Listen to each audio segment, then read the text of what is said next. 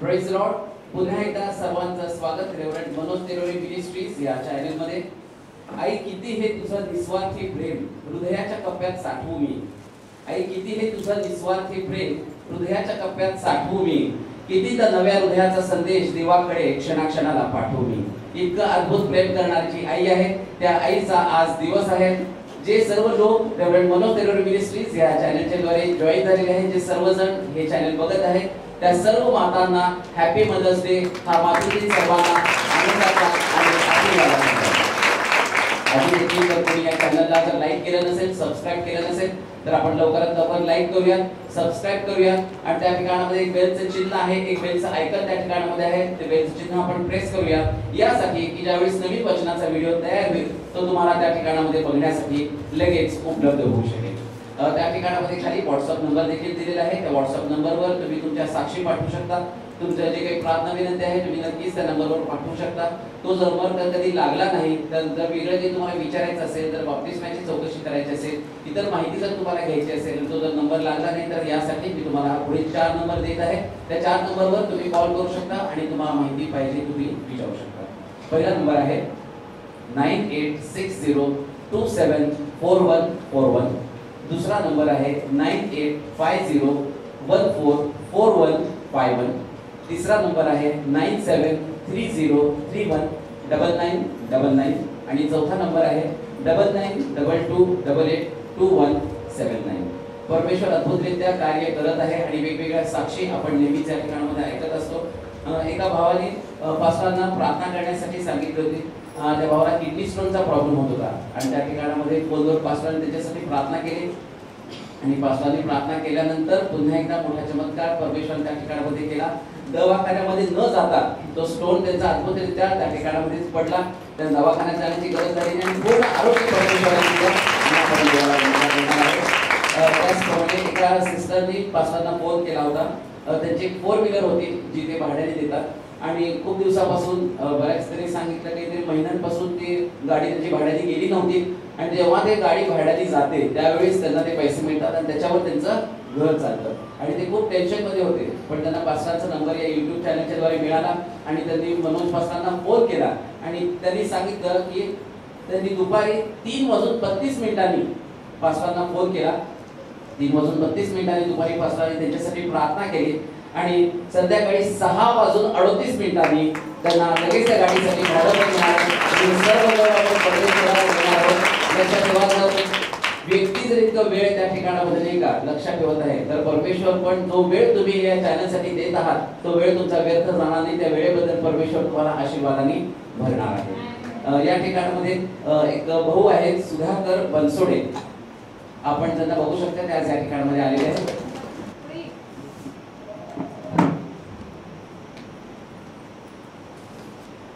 त्या सेल ग्रुपच्या बहिणी त्या ठिकाणामध्ये गेल्या होत्या आणि त्यांनी त्या भावाला त्याच्या कुटुंबाला त्यांनी भेट घेतली आणि 6 वर्षापासून मागील 6 वर्षापासून तो भाऊ बेडवरच होता.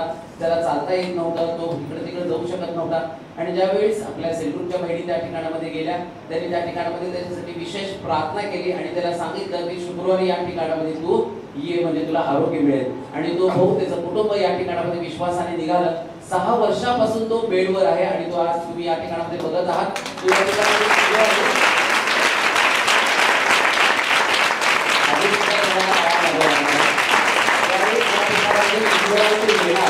त्याचा उत्साह इतका होता की परमेश्वराने लक्षात ठेवा तुम्ही ज्या ठिकाणामध्ये आहात त्या ठिकाणामध्ये परमेश्वर तुम्ही विश्वासाने निघाल्यानंतर त्या ठिकाणामध्ये कार्य करतो. आणि तो 6 वर्षापासून बेडवर पडून होता पण शुक्रवारी यायचं म्हणाले तो उठला आणि या ठिकाणामध्ये तो सायकल घेऊन या ठिकाणामध्ये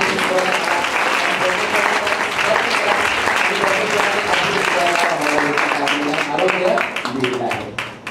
त्याचप्रमाणे बहीण चंद्रकला जाधव यांनी देखील पास्टरांना विनंती केली होती त्यांना जॉब मिळावा म्हणून आणि परमेश्वराने त्यांची देखील प्रार्थना ऐकली. आज या ठिकाणामध्ये आहेत, ते या ठिकाणामध्ये पेढे देखील घेऊन आलेले आहेत यासाठी की परमेश्वराने त्यांची प्रार्थना ऐकली. त्यांच्याद्वारे आज अद्भुतरित्या आपल्याशी काय बोलणार ही उत्सुकता नक्कीच सगळ्यांना लागलेली आहे. महिमा देतो प्रभूला, तो आमच्यासाठी खूप चांगला आहे आणि आम्ही पाहत आहोत की प्रभू या दिवसामध्ये अद्भुत काम करत आहे. हालेलुया. एक गोष्ट निश्चित आहे, देवाचं काम व्यक्तीवरती अवलंबून नाही. जे उपलब्ध आहेत त्यांचा देव वापर करतो आणि त्यांच्याद्वारे त्याचं नाव प्रस्थापित करतो. लक्षात ठेवा, अमक्या व्यक्तीनं प्रार्थना केली मग कोणीतरी बरं होतं त्याला मध्यस्थी करावी असं नाहीये. ज्यावेळेस आम्ही पाहतो की बलाम संदेश त्याला ज्ञान सांगण्यासाठी देवानं गाढवाचा वापर केला. हालेलुया. म्हणजे जे वापरले जातात देव त्यांचा वापर करतो, हे 100% सत्य आहे. त्याचं नाव वापरलं जावं, त्याच्या नावाची महिमा व्हावी. म्हणून एक गोष्ट ध्यानात ठेवा, आपल्यामध्ये अडकू नका, इतरांमध्ये अडकू नका, तर प्रभूच्या नामाचं सामर्थ्य घेऊन जगामध्ये जा. आमेन. लोक खूप वचनाची भुकेली ताणलेले आहेत. हालेलुया. प्रभूची स्तुती करतो की मागच्या 2 दिवसामध्ये वसईमध्ये मोठं काम देवानं केलं. वास्तविक पाहता त्या ठिकाणामध्ये जे चॅनलच्या माध्यमातून वचन ऐकतात त्यानं चांगली वचनासाठी सेवेचं द्वार त्या ठिकाणात उघडलं आणि पुष्कळ लोक, वास्तविक पाहता त्या ठिकाणी लोक मीटिंगसाठी येत नसतात, परंतु देवानं अनेक आत्म्यांना तिथे घेऊन आले. आणि ज्यावेळेस आउटर कॉल झाला तर 90% लोकांनी आपलं जीवन प्रभूला दिलं. 90% लोक. यस, आयोजकांबरोबर माझी चर्चा चालू होती की ते म्हटले अनाउन्समेंट करा, जेवढे लोक येतील किंवा नाही येतील किंवा जागेवर उभं राहिले तरी त्यांच्यासाठी प्रार्थना करा. म्हणजे लोक येणारच नाही असं गृहीत धरून चाललेलं होतं, कारण अतिशय कठीण ठिकाण ते. परंतु ज्यावेळेस आउटर कॉल दिला तर 90% खुर्च्या सोडून लोक पुढं सरेंडर करण्यासाठी, समर्पण करण्यासाठी पुढे आले. तर प्रार्थनेची गरज आहे. मोठं काम देव या दिवसामध्ये करत आहे. आज सगळ्या लोकांचं लक्ष मायवार किंवा मदर्स डे कडे लागलेलं आहे. आणि बायबलमध्ये असा कुठला डे नाही बरं का, बायबलमध्ये हा बायबलमधला डे नाही. पण का त्या निमित्तानं काही चांगली गोष्ट लेकरांना किंवा मातांना किंवा समाजाला त्या निमित्तानं चांगल्या गोष्टी सांगणं हे माझं काम आहे. बायबलमध्ये ज्या पण घटना आहेत ते 365 दिवसासाठी सांगितलेल्या आहेत, एक दिवसापुरतं नाही. म्हणून बायबलमध्ये कुठलाच दिवस नाहीये. प्रत्येक दिवस समाजाप्रती, मग समाजामध्ये कोण आहे, समाजामध्ये आई आहे, बाप आहे, भाऊ आहे, बहीण आहे, शेजारी पाजारी आहेत, काम करणाऱ्या ठिकाणातले लोक आहेत, चर्च आहे, चर्च मधले लोक आहेत. मग या लोकांशी असणारे आमचे संबंध, त्यांच्याशी आम्ही व्यवहार कसा करावा, हे त्याच्यासाठीचं असणारं पुस्तक आहे. बरेच लोक म्हणतात हे पवित्र शास्त्र आहे. मग काय पवित्र याच्यामध्ये? पवित्र शास्त्र म्हणजे नेमकं काय? पवित्र हा शब्द ऐकल्याबरोबर आमच्यामध्ये एक प्रकारचा गंभीरपणा निर्माण होतो. आम्हाला असं वाटतं याला हात लावायचा नाही, किंवा हे उशाखाली घेऊन झोपल्यावरती मग चांगली झोप येते, काहीतरी पावर त्याच्यामध्ये. हे एक पुस्तक आहे. या पुस्तकामध्ये जे सांगितलं गेलं ते व्यवहारामध्ये आम्ही वापरावं ही देवाची अपेक्षा आहे. आमेन. ते पुस्तक तुम्हाला त्यानं हातामध्ये दिलेलं आहे. मोशे डोंगरावरती गेल्यावर दगडी पाट्यावरती त्यानं नियम लिहून दिले आणि त्यानं सांगितलं, आता तुम्ही लोक मिस्रातनं बाहेर आला आणि तुम्हाला कनानामध्ये जायचे. अजून कनानामध्ये पोचले नाही, पण कनानामध्ये जाण्याच्या अगोदर त्याचे लोक एकत्र येतील, एकत्र राहतील, तर ते नीतिनियमानं चालावं म्हणून हे नियमांचं एक पुस्तक या मोशेला देवानं दिलं. कशासाठी? तर लोकांनी हे नियम पाळावेत. मग 10 आज्ञा, त्याच्यातल्या प्रमुख 10 आज्ञा देवानं दिलेल्या आहेत. या 10 आज्ञांची वर्गवारी करताना त्यानं प्रथम स्थान म्हणजे जीवनामध्ये ज्या लोक एकत्र येतील तर या लोकांनी पहिल्यांदा प्राधान्य कशाला द्यावं याची पहिली वर्गवारी केली. दुसरा टप्पा, दुसरा भाग जो आहे, आणि त्याच्यामध्ये देवानंतर त्यानं आई वडिलांना स्थान दिलं. हालेलुया. पहिल्यांदा देव, त्यानंतर आई वडील, आणि तिसऱ्यांदा तिसरी जी जागा आहे ती समाजामध्ये. मग तुम्ही तुमचे शेजारी, काम करता त्या ठिकाणामध्ये, चर्च मधले लोक, या सगळ्या संबंधानं तुम्ही कसं वर्तन करावं याची वर्गवारी केली. पण मी 3 वर्गवाऱ्या केल्या, परंतु त्या 3 वर्गवाऱ्या होऊ शकत नाही, 2च होतील. एक देव आणि आई वडील म्हणजे एकाच वर्गवारीमध्ये येतील. का तर त्याचा पुरावा मी तुम्हाला पवित्र शास्त्रामध्ये देईल. इर्मायाचं पुस्तक 50 अध्याय आणि त्याचं 12 वचन आपण वाचूया. इर्मायाचं पुस्तक 50 अध्याय 12 वचन. हा, तरी तुमची माता अत्यंत ओशाळी होईल. अत्यंत ओशाळी होईल. तुमची जन्मदात्री लाजेल. पहा ते अगदी कनिष्ठ राष्ट्र वैराण जंगल व शुष्क भूमी होईल. परमेश्वराच्या संतापामुळे ते निर्जन होईल. आता अजून एक वचन वाचा. यशाचं पुस्तक 66 अध्याय आणि त्याचं 13 वचन. 2 वचन आपण वाचूया. यशाचं पुस्तक 66 अध्याय 13 वचन वाचा. हा, इर्माया 50:12 मध्ये सांगितलं की राष्ट्राला त्यानं आईचा दर्जा दिला. आता इर्मायाच्या पुस्तकामध्ये 66 अध्याय आणि 13 वचनामध्ये काय म्हटलं वाचूया. जशी एखाद्याची आई त्याचे सांत्वन करते तसे मी तुमचे सांत्वन करीन. कोण सांत्वन करेन? परमेश्वर. म्हणजे देवानं आईला राष्ट्राचा दर्जा दिला आणि दुसरी गोष्ट, देवानं आईचा दर्जा स्वतःकडे घेतला. लक्षात येते का तुम्हाला? हालेलुया. ही आई जी आहे ना, का त्या वर्गवारीमध्ये आई वडिलांना टाकलं याचं कारण काय माहिती का? इथं परमेश्वर या आई संबंधानं असं त्या ठिकाणात म्हटलं की जशी आई आपल्या मुलांना सांत्वन देते तसं मी सांत्वन देतो. दुसऱ्या भाषेत मी असं म्हणेल, आईच्या सांत्वनानं परमेश्वर सुद्धा भारावून गेला. देवानं स्वतः त्या ठिकाणामध्ये त्या आईकडे पाहिलं आणि तो म्हटला तिला माझ्यासारखं हृदय आहे. कुणाला? आईला. आमेन. असं होऊ शकत नाही. इथं देवाचं अनुकरण आम्हाला करायला पाहिजे, परंतु पवित्र शास्त्रामध्ये जे वचन आम्ही वाचलं तिथं परमेश्वर असं म्हणत आहे की जशी आई लेकरांना सांत्वन देते, म्हणजे तिच्या सांत्वनाची ताकद, त्या आईचा दर्जा जो आहे, त्या आईच्या दर्जा संबंधानं परमेश्वर असं म्हणत आहे, आई जशी लेकरांना सांत्वन देते तशी मी सांत्वन तुम्हाला देईल. ही आईचा दर्जा आहे. इतकं मोठं परमेश्वराला सुद्धा या आईच्या प्रेमाकडे त्याचं लक्ष गेलं आणि तो म्हणतो जशी आई लेकरांना सांत्वन देते तसं मी सांत्वन देईल. आमेन. काय सुंदर आहे. मी ज्यावेळेस या गोष्टीचा विचार करत होतो तो म्हणतो पहिल्यांदा एका राष्ट्राचा दर्जा त्याने दिला. आता जगामध्ये राष्ट्र महत्वाचं आहे. राष्ट्रवाद किंवा राष्ट्रातले लोक राष्ट्रावरती प्रेम करतात, त्या राष्ट्रासाठी लढतात. ऐका, राष्ट्र काय आहे? आज जर तुम्ही युक्रेन आणि रशियाचं युद्ध बघितलं तर त्या युद्धामध्ये ते युक्रेनी नागरिक त्या सैनिकांसमोर, रशियाच्या सैनिकांसमोर आणि त्यांच्या रणगाड्यासमोर ते पडतात आणि म्हणतात आमच्यावरती रणगाडा चालवा. म्हणजे त्यांना त्यांच्या राष्ट्रावरती एवढं प्रेम आहे की ते रणगाड्यासमोर पडत आहे आणि म्हणतात आम्हाला आमचं देश तुमच्या हातामध्ये द्यायचं नाही. आणि परमेश्वर आईला राष्ट्राचा दर्जा देत आहे. म्हणजे तुम्हाला तुमच्या आईसाठी मरावं लागेल, आई वडिलांनी नाही मरायचं. हालेलुया. आईसाठी मरण्याची ताकद. राष्ट्र म्हणजे नेमकं काय? जे राष्ट्राच्या प्रेमानं प्रेरित झालेले लोक आहेत, आपल्या राष्ट्रासाठी ज्यांना एक प्रकारचं ओढ निर्माण झाली. आणि बायबल काय सांगतं, जे आता मी सुरुवातीला वाचलं इर्मायाच्या पुस्तकाच्या 50व्या अध्यायाच्या 12 वचनामध्ये. परत वाचा बरं ते वचन. हा, इर्मायाचं पुस्तक 50 अध्याय. तरी तुमची माता अत्यंत ओशाळी होईल. तुमची जन्मदात्री लाजेल. पहा ते अगदी कनिष्ठ राष्ट्र. आईला राष्ट्राचा दर्जा दिला. आता ज्यावेळेस तुम्ही इंग्रजी, मराठी आणि हिब्रू भाषेमध्ये राष्ट्राला माता म्हणण्याचा, भारत माझा, आणि घोषणा काय आमची? भारत माता की.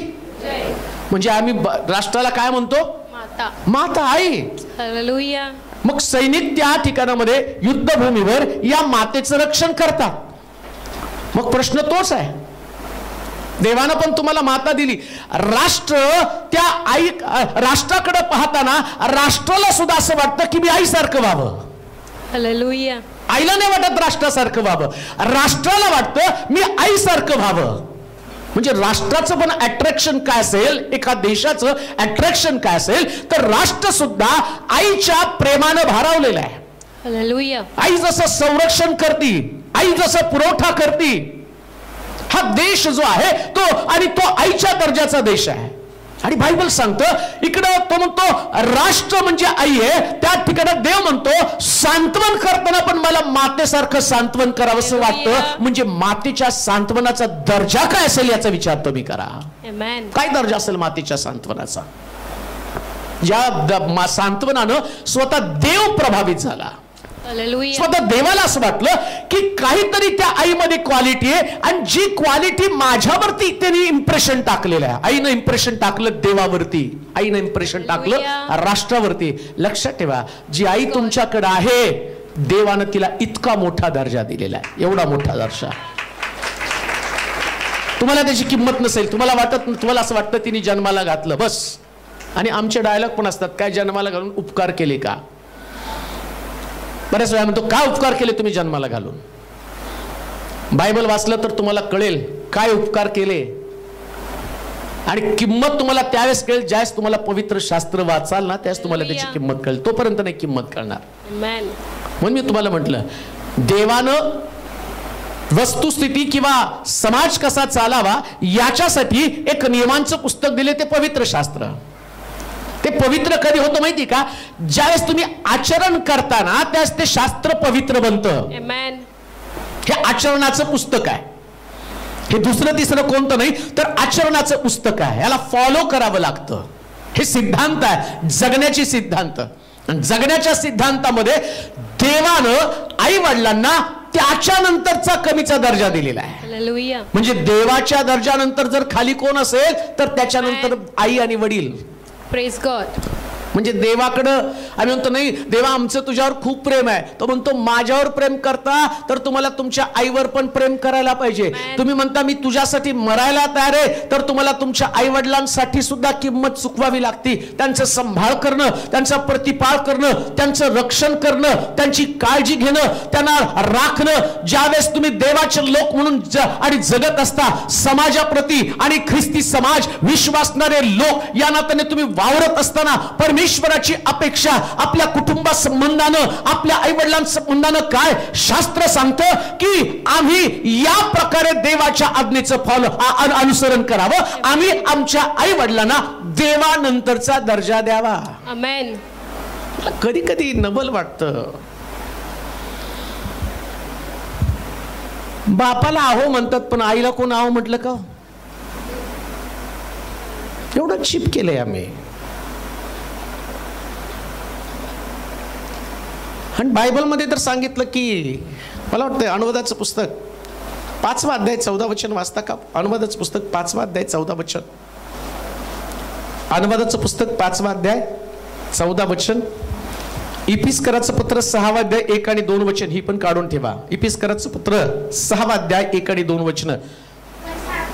हा 7वा दिवस तुझा देव परमेश्वर, तुझा देव परमेश्वर याचा शब्बात आहे, याचा शब्दात आहे. म्हणून अनुवाद 5:14. हा पण 7वा दिवस तुझा देव परमेश्वर याचा शब्दात आहे, याचा शब्दात आहे. म्हणून त्या दिवशी कोणतेही कामकाज करू नकोस. तू, तुझा मुलगा, तुझी मुलगी, तुझा दास, तुझी दासी, तुझा बैल, तुझे गाढव, तुझा कोणताही पशु अथवा तुझ्या वेशीच्या आत असलेला उपरी यानेही करू नये. म्हणजे तुझ्याप्रमाणे तुझ्या दासादासींनाही विसावा मिळेल. पुढे तू मिसर देशात दास होतास आणि तेथून तुझा देव परमेश्वर याने तुला पराक्रमी हाताने व उगारलेल्या भुजाने बाहेर आणलं याची आठवण ठेव. म्हणूनच तुझा देव परमेश्वर याने तुला शब्बात दिवस पाळण्याची आज्ञा केली आहे. दिली आहे. तुझा देव परमेश्वर याने तुला आज्ञा केल्याप्रमाणे आपल्या बापाचा व आपल्या आईचा मान राख. लक्षात घ्या, ह्या आई बापाचा मान राखणं ही तुम्हाला सुटका नाही, ही देवानं दिलेली आज्ञा आहे. लक्षात घ्या, इथे एक्सक्यूज नाहीच. आणि शास्त्र काय सांगतं माहिती का, जो माझ्यावर प्रेम करतो तो माझ्या आज्ञेचं पालन करेल. आमेन. हा, नुसतं गाण्यामध्ये जर आय लव्ह यू जीसस म्हटलं, रडला, अश्रू गाळले, सुवार्ता सांगायला गेला, प्रार्थना केली, तुम्हाला 0 मार्क आहेत. कान देऊ नये का मी जे तुम्हाला सांगत आहे. मी किती मोठी प्रार्थना केली, किती मोठा दानधर्म केला, आणि मी किती आत्म्यांना शुभवर्तमान सांगितलं. मी आईविषयी बोलत आहे.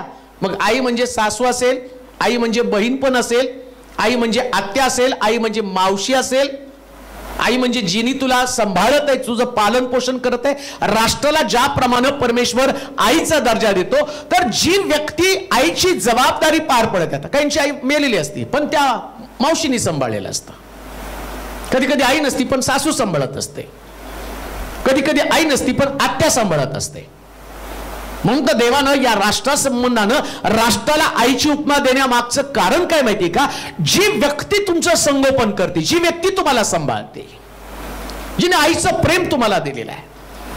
आणि परमेश्वर ज्यावेळेस सर्व जगाच्या व्यवहाराचा विचार करत होता ना, त्या सगळ्यात मोठं आणि त्याला मोठी जबाबदारी कोणती वाटली माहिती का, लोक माझ्यावरती 100% प्रेम करतील.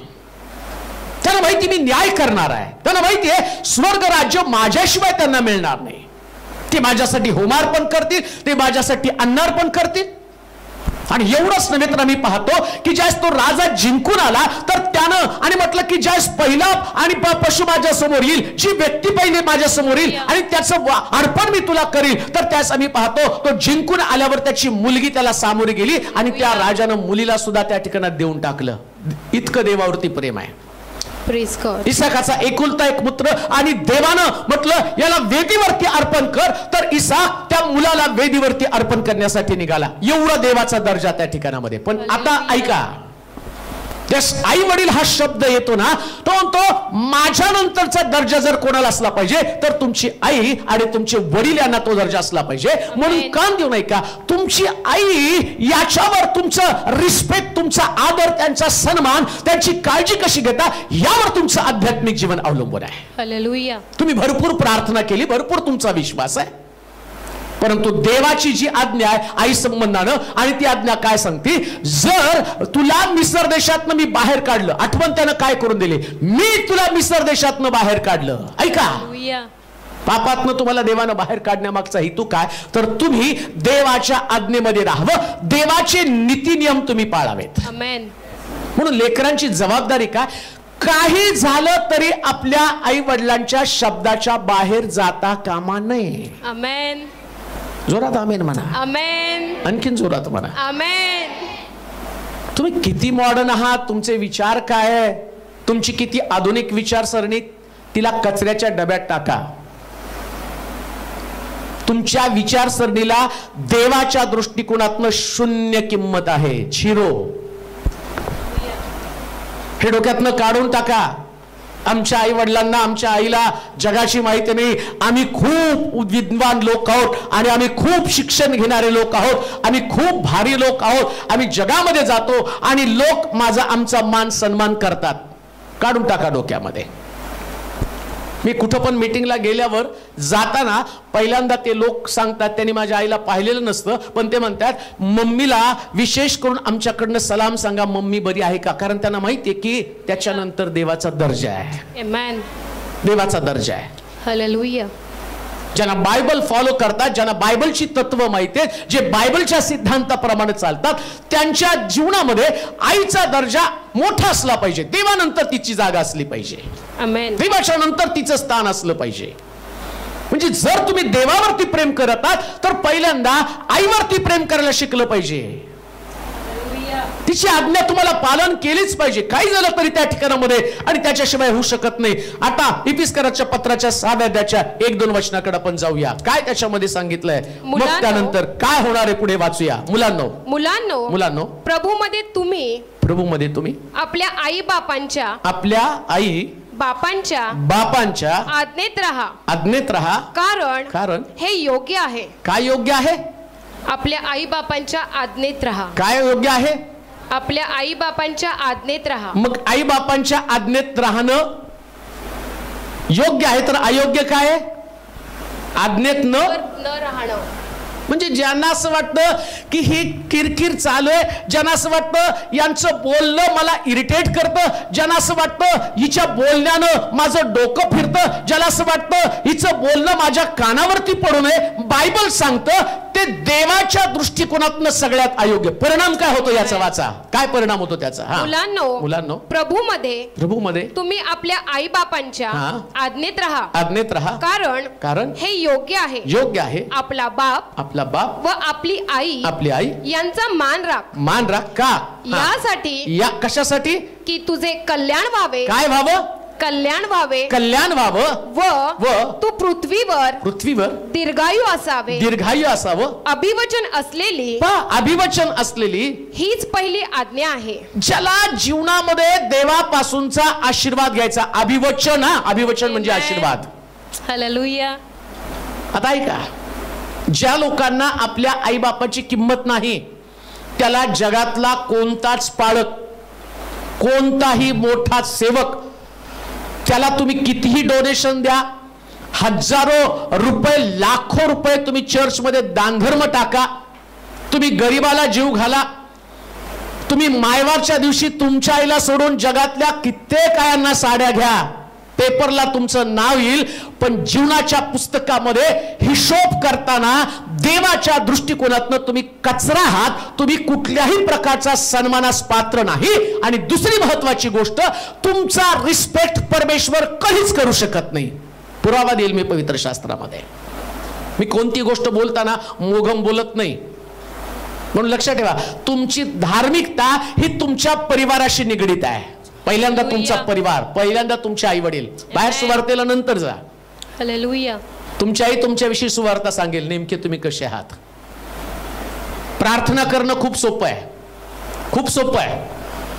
त्याला काय, बायबल वाचलं, थोडेसे अलंकारिक शब्द इकडून तिकडून फेरफार करून मांडले की तुमची प्रार्थना प्रभावी. पण तुम्हाला वाटतं का, इकडं तुम्ही तुमच्या आईचा अपमान करता, वडिलांचा अपमान करता आणि इकडं प्रार्थना करता, तर देव कुठल्या तोंडानं तुमची, मी तर म्हणतो तुम्ही कुठल्या तोंडानं प्रार्थना करता? कसं शक्य आहे? कसं उभं राहू शकता देवासमोर? इथं देवानं तर तुम्हाला आज्ञा दिल्या, मग याचा अर्थ तुमचं बायबलचं वाचनच नाही. याचा अर्थ तुम्हाला असं वाटतं की धार्मिकता म्हणजे नुसतं जायचं, उड्या मारायच्या, चर्च करायचं आणि घरी जायचं, जशा पद्धतीचं जीवन जगायचं तसं मी जीवन जगावं, या गोष्टीशी तुमचा संबंध नाहीच आहे. हे व्यवहाराचं पुस्तक आहे. पुन्हा मी तुम्हाला सांगतो, तुमचा व्यवहार कसा असावा, वर्तन कसं असावं, कुटुंबातलं वातावरण कसं असावं, आई वडिलांशी तुमचे संबंध कसे असावेत, कसं तुम्ही कुटुंबात राहावं. बायबल सांगतं अभिवचन असणारी हीच एकमेव आज्ञा. आमेन. दुसऱ्या भाषेत मी असं म्हणेल, जर तुम्ही तुमच्या आईचा सन्मान करत आहात, जर तुमच्या बापाचा तुम्ही सन्मान करत आहात, तर तुम्हाला दुसऱ्या आशीर्वादाची गरज नाही. तुम्ही ऑलरेडी आशीर्वादित झालेलाच आहात, कारण हे पवित्र शास्त्रामध्ये सांगितलेलं सत्य आहे. म्हणून लक्षात ठेवा, जर तुमचं कल्याण व्हायला पाहिजे तर. आमेन. ऐका, अजून दुसरी गोष्ट मी तुम्हाला सांगत आहे. तुम्हाला तुमच्या आई वडिलांचं ऐकूशी वाटत नसेल ना, तर तुम्ही नाशाच्या वाटेवर आहात, तुम्ही वाईट होण्याच्या मार्गावरती आहात. ज्या लेकरांना आपल्या आईची किंमत नाही, ज्या लेकरांना आपल्या बापाची किंमत नाही, 100% देवानं त्यांचं वाईट करून ठेवलेलं आहे. पुष्कळ लोक विचारतात मला फोन करून, आमचं काय चुकलं? आई का आता काय चुकलं? तुमची आई कुठे आहे? तुमचा बाप कुठे आहे? तुमची आई तुमच्या घरामध्ये आहे का? बरं, घरात आहे तर ती का कोपऱ्यात आहे का? तुम्ही फार मोठा दर्जा येशूला देऊन ठेवलेला आहे घरामध्ये, आणि मोठं बायबल तुमच्याकडे आहे. लोक तुमच्याविषयी सांगतात हे फार प्रार्थनाशील लोक आहे, पण तुमची आई मात्र कोपऱ्यात कुठंतरी पडलेली आहे. तिच्याविषयी तुमच्या अंतःकरणात काहीच प्रेम नाहीये.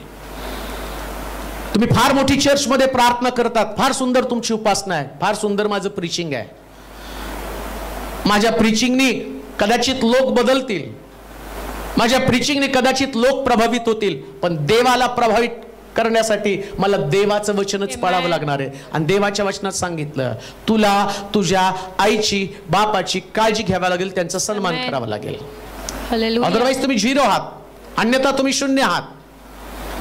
तुम्ही किती मोठे व्हा, जगातलं सगळ्यात मोठं मानाचं पद तुमच्याकडे असेल, पण ज्यास देव आशीर्वाद देण्याचा विचार करतो ना, आशीर्वाद देताना तो पहिल्या गोष्टीचा हा विचार करतो, अरे मी सांगितलेली आज्ञा तो पाळतो का? ही देवाची आज्ञा, हे लक्षात घ्या. देवाची आज्ञा, याला एक्सक्यूज नाहीच. नाहीच होऊ शकत तुम्ही आशीर्वादित, नाही तुमचं कल्याण होऊ शकेल. आणि दुसरी गोष्ट तुम्हाला माहिती का, तो म्हटला जर तुम्हाला दीर्घायुष्य मिळायला पाहिजे तर, दीर्घायुष्य मिळायला पाहिजे तर. परवा मीटिंगला गेल्यावर एक अंकल माझ्या संगती आले आणि माझा हात धरून मला म्हणाले, फार तरुण दिसतोस. म्हणजे त्यांना असं वाटतं अजून पण मी लहान आहे. आता तेवढा लहान नाही ना, एवढा तरुण दिसायला. पण त्याचं कारण काय हो? बायबलमध्ये लिहिलं, आईची आज्ञा पालन करशील, संरक्षण करतील तर मी तुला दीर्घायुष्य देईन. दुसरी गोष्ट, जे आपल्या आईचं सन्मान करत नाही, वडिलाचा सन्मान करत नाही, तुमचं आयुष्य घटायला सुरुवात झाली, तुमचं आयुष्य कमी व्हायला सुरुवात झाली. तुमच्या आईच्या डोळ्यामध्ये, बापाच्या डोळ्यामध्ये जेवढ्या वेळेस तुम्ही अश्रू आणताना, तेवढ्या वेळेस तुमच्या डोळ्यामध्ये अश्रू येणार. मग ते रोगासाठी, व्याधीसाठी, तुमची संपत्ती जाईल यासाठी असेल, नोकरीसाठी असेल, बिझनेसमध्ये अपयश असेल, तुम्ही जीवनामध्ये कधी सक्सेसफुल होऊ शकणार नाही. कारण इथं देवानं ठरवलंय, या व्यक्तीला ना मला दीर्घायुष्य द्यायचं, या व्यक्तीचं मला कल्याणच करायचं नाही.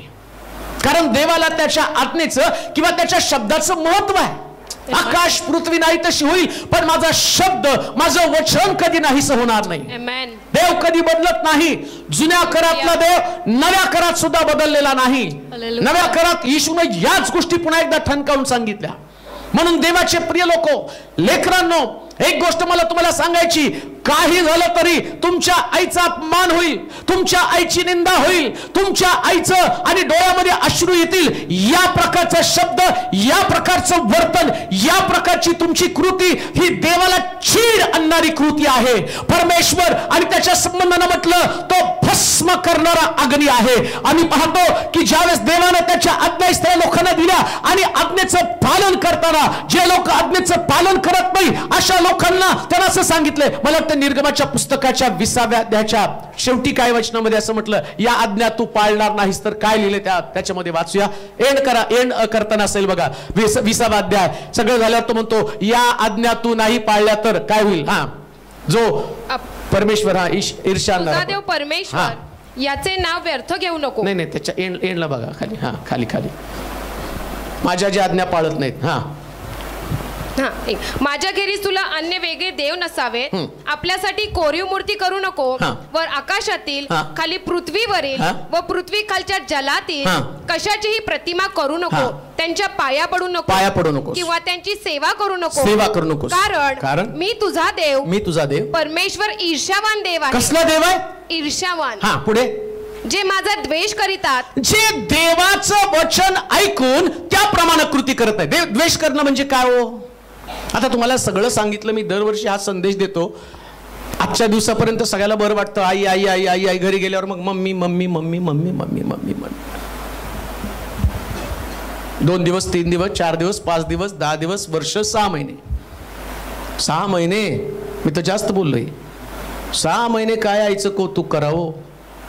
तुम्हाला तर लगेच देव स्वर्गात घेऊन जाईल. चला म्हणून, तुमचं पृथ्वी तलावर काय काम आहे? एवढे चांगले तुम्ही लोक कशाला पृथ्वी तलावर राहता? परंतु जसा उपदेशाचा प्रभाव कमी व्हायला लागतो ना, आता सैतानाला कधीच वाटत नाही देवाचे आशीर्वाद या लेकरांमध्ये राहावे. मग तो काय करतो माहिती का? त्याचं काम काय? दिवस रात्र तुमचं डोकं फिरवण्याचं काम करणार आहे. तुमचं डोकं फिरवणार आहे. आई सांगते, बाळा हे करू नको, मुलाला म्हणते हे करू नको, मुलीला म्हणते ते करू नको. ते करू नको आणि यांना तेच करायचं असतं. मग सैतान काय करतो माहिती का? बंड करा. कारण काय? त्याला असं वाटतं की काही झालं तरी यांचं जीवन चांगलं बनू नये, यांनी शापित असावं, यांनी अनसक्सेसफुल असावं, यांनी देवाच्या विरोधात बंड करावा. त्यांनी त्याचा मग तुमच्या डोक्यामध्ये तो काय घालतो, त्याला माहितीये बाकीच्या सगळ्या गोष्टी हे करतील. आणि बघा समाजामध्ये आम्ही खूप चांगलं वागतो, मग काही बाहेरचे लोक सांगतात अहो तुमचा मुलगा खूप चांगला, घरात येऊन बघा तो कसा आहे, बाहेर गेल्यावर इतका सुंदर राहतो ना. मग त्याच्या आईचं ऐकेल पण ह्याच्या आईचं ऐकणार नाही. काकू काकू काकू काकू, आंटी आंटी, मावशी मावशी, असा काय गोलमाल गोलमाल करेल ना, असं वाटतं की एवढं चांगलं लेकरू मला का नाही. मग ते सांगतात अहो तुमच्या मुलासारखा चांगला मुलगा कुठंच नाही. बाई हा मुलगा तुझ्याच घरी ठेव, ही पॅकिंग तुझ्याकडेच ठेव, ही मुलगी तुझ्याकडेच ठेव, कारण घरात आल्यावर तर आम्हाला खाऊ का ठेवू असं करतो. सांगण्याचं तात्पर्य ज्यावेळेस तुम्ही बाहेरच्या लोकांशी चांगलं वागता, लुसिफर तुम्हाला काय अडचण करत नाही, पण त्याला माहितीये बाहेरच्या लोकांना देवाने आशीर्वाद दिलेच नाहीत ना. हालेलुया. तुम्ही त्यांच्याशी कसं वर्तन कराल ह्याचे आशीर्वाद दिलेलेच नाहीयेत. Yes man. बाहेरच्या लोकांसाठी नियम आहेत. तुम्ही दुसऱ्याचा बैल चोरला तर दुसऱ्याच्या स्त्रीची बैलाची अभिलाषा धरू नकोस, चोरला तर पोलीस येऊन तुम्हाला पकडतील. मग देवानं तिथं नाही काय नियोजन करून ठेवलं, नाही त्याचा बैल तू चोरला नाही म्हणून मी तुला आशीर्वाद देईल, तुला 2 बैल देईल, असं नाही देवाने लिहून ठेवलं. तिथं नाही अभिवचन दिलं, इथं अभिवचन दिलं. कुठं? घरामध्ये. हालेलुया. दुसऱ्याच्या स्त्रीची अभिलाषा धरशील जेलमध्ये जाशील. त्याला माहिती याला अभिवचनाची गरज नाही. अभिवचन कुठं असणार आहे? घरामध्ये. हे करणं कठीण जाणार आहे. काय? आपल्या आईचा सन्मान करणं, तिची आज्ञा पालन करणं हे कठीण जाणार आहे. आणि त्याच्यासाठी तुम्हाला बाहेरून काही प्रतिफळ नाही मिळणार. हालेलुया. मग प्रतिफळ कुठून मिळणार आहे? देवाकडून. आईचा सन्मान केलं ना, देवाकडनं प्रतिफळ आहे. हालेलुया. पण एक गोष्ट ध्यानात ठेवा, काही गोष्टी जे बुद्धीमध्ये तुमच्या चालू, विचारांमध्ये तुमचं युद्ध चालू आहे, या युद्धावरती तुम्हाला विजय मिळवायचा. तो विजय कसा मिळवणार आहात? तर देवाच्या वचनाने. माझा देव सांगतो ना, माझ्या देवानं सांगितलं ना आईचा सन्मान कर. मग लक्षात ठेवा, आता आई म्हणजे तुमचीच आई नाही बरं का, नाही तर लगेच नवऱ्याला भांडायला चालू. माझ्या आई आत्ता ऐकलं ना पाळकाचं, अरे बाबा त्याची पण आई आहे ना. आणि नवऱ्यानं पण लगेच ठेका मिरवायचा नाही, ऐकलं ना आजपासून, मग तिची पण आई आहे. आई म्हणजे म्हणून तर सुरुवातीलाच मी सांगितलं, मग ती आत्या असेल, मावशी असेल, काकू असेल, आजी पण असेल, ती पण आईच.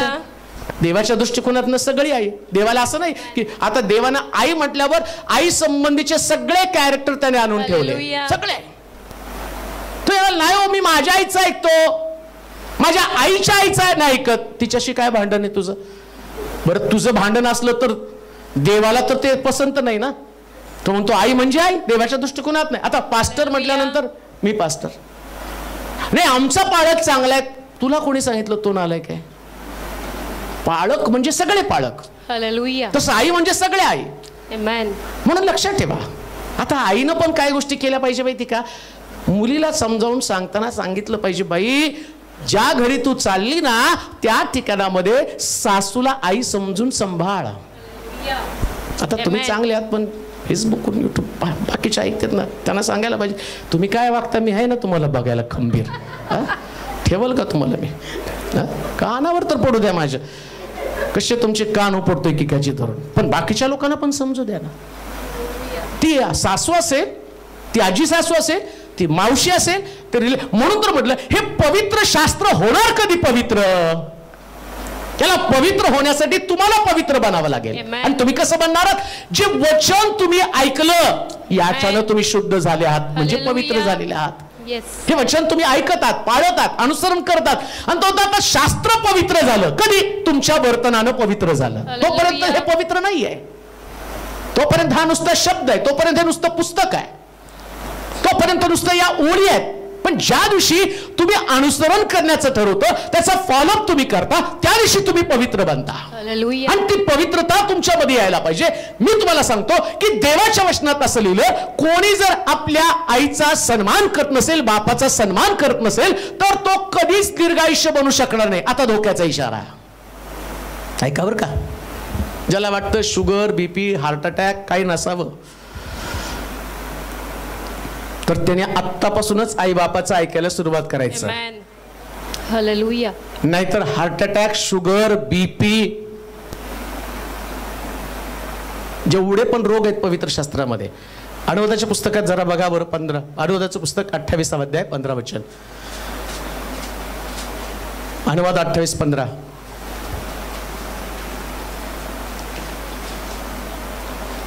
माझा हा हा हा नाही 28. उलट पक्षी. हा, आज्ञाभंगाचे परिणाम. आज्ञाभंगाचे परिणाम. उलट पक्षी हा, तू आपला देव परमेश्वर याची वाणी ऐकली नाही, जर ऐकलं नाही आणि त्याच्या ज्या सर्व आज्ञा सगळ्या आज्ञा व विधी पाळायला मी तुला आज सांगत आहे त्या तू काळजीपूर्वक पाळल्या नाही तर पुढील सर्व शाप. कुठले शाप? हा, सर्व शाप तुझ्या मागे येऊन तुला गाठतील. नगरात तू शापित व शेतीवाडीत हा, पुढे तू शापित होशील. वाचत राहा. तुझी टोपली व तुझी परात शापित होईल. तुझ्या पोटचे फळ तुझ्या भूमीचा उपज. हा, तुझ्या पोटचं फळ पण काय होईल? शापित. तुम्ही तुमच्या आईचं ऐकत नाही आणि मग तुम्ही म्हणता माझी लेकरं म्हातारपणी मला सांभाळतील. शापित झाली तुझी लेकरं. तुम्हाला तुमच्या आईचं ऐकायचं नाही आणि तुम्ही तुमचा व्यवहार जो आहे आणि तुमचा व्यवहार तुम्ही तसाच करत आहात. तुमची लेकरं ते शिकत आहेत. आणि बायबल काय सांगतं? तू आज्ञा जर पाळल्या नाही, आता तर मी तुम्हाला आज्ञा सांगितल्या, त्यातली आज्ञा आहे आईबापाचा सन्मान कर. मग तो काय म्हटला?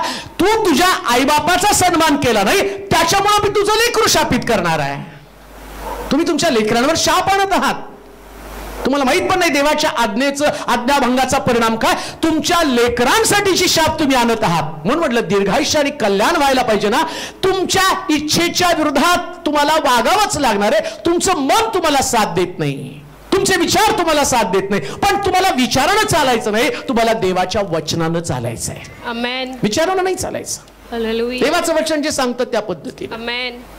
आणि लक्षात ठेवा, बाहेर लोक विचारानं चालतात, तुम्हाला बाहेरच्या लोकांसारखं विचारणं नाही चालायचं. तुम्हाला देवाच्या वचनानुसार चालायचं. मग तुम्ही पवित्र आहात. हालेलुया. मग काय शाप आहे? तुझं पोटचं फळ शापित आहे. पुढे तुझी शेतीवाडी शापित होशील. तुझी टोपली व तुझी परात पुढे शापित होईल. तुझ्या पोटचे फळ तुझ्या भूमीचा उपज तुझी गुरेढोरे व शेरडे मेंढरे यांचे वत्स शापित होतील. आत येशील तेव्हा शापित व बाहेर जाशील तेव्हा शापित होशील. परमेश्वराचा त्याग करून दुष्कर्म केल्यामुळे ज्या कामात हात घालशील त्यात परमेश्वर तुला शाप. म्हणजे तुला जर देवाची आज्ञा पालनच करायचं नाही, सक्सेस कसं येऊ शकेल? हालेलुया. कसं तुमचा बिझनेस चालेल? कशी तुमची नोकरी चालेल? देवाच्या आज्ञे संबंधाने मी बोलत आहे. आणि देवाची आज्ञा काय? आपल्या आईचा आणि बापाचा सन्मान कर. आशीर्वाद मिळवायला पाहिजे तर यांचा रिस्पेक्ट तुम्हाला करावाच लागणार आहे. लक्षात घ्या, किती पण तोंडात आलं ना तरी आवरा. हालेलुया. मनातल्या मनात सुद्धा बोलू नका बरं का, कारण देव मनातलं पण ऐकतो. प्रॉब्लेम असा आहे की देव जो इतका भयानक आहे ना, लाय डिटेक्टर टेस्ट इकडच नाही, उसके पास भी है. हालेलुया. तुम्ही वरून किती पण आज गेला ना, आज चालू आहे happy mother's day, happy mother's day. गपरे, तुझ्यामुळं तर आमचं सगळं हॅप्पीनेस निघून गेलेलं आहे. हॅप्पी तेव्हा व्हाल जेव्हा देवाच्या आज्ञेचं पालन कराल.